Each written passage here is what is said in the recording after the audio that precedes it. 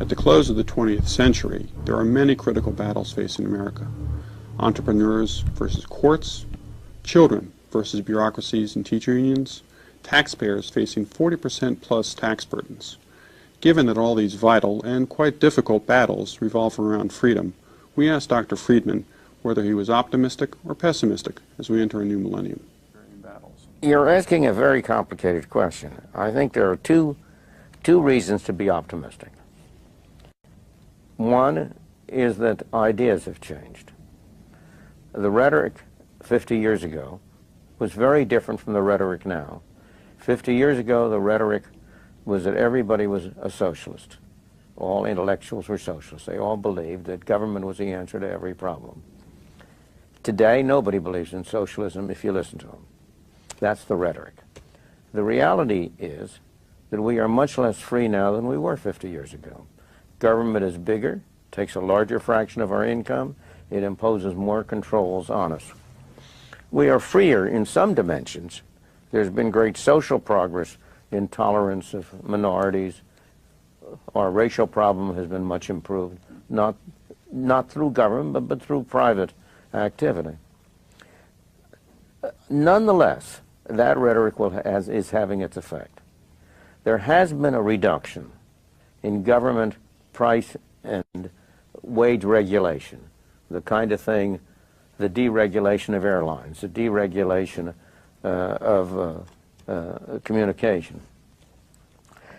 But what we have tended to do is to replace that by social regulation, aid to disability, the OSHA, OEC, that kind of environmental thing, that kind of thing.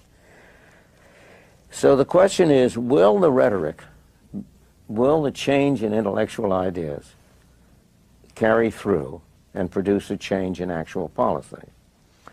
I think there is a tendency for that. That's one source of optimism. But I think a much more reliable source of optimism is the growth of the Internet. In your area, the major effect of the Internet will be to make it harder for government to collect taxes. Governments can collect taxes best on things that don't move. Land is an ideal basis of taxation because you can't take it away. Yep. Individual states cannot go as far in taxing personal income as the federal government can, because people can move from one state to the other more easily than they move across countries. The Internet is going to make it very difficult to collect taxes on services of all kinds. After all, you can complete these transactions in cyberspace, not on the ground.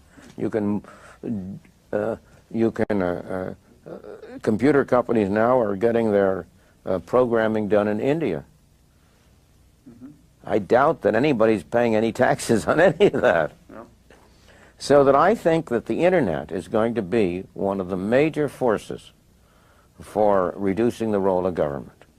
The one thing that's missing, but that will soon be developed, is a reliable e-cash, a method whereby on the Internet you can transfer funds from A to B without A knowing B or B knowing A. The way in which I can take a $20 bill and hand it over to you, and there's no record of where it came from. And you may get that without knowing who I am. That kind of thing will develop on the Internet, and that will make it even easier for people to use the Internet. Of course, it has its negative side.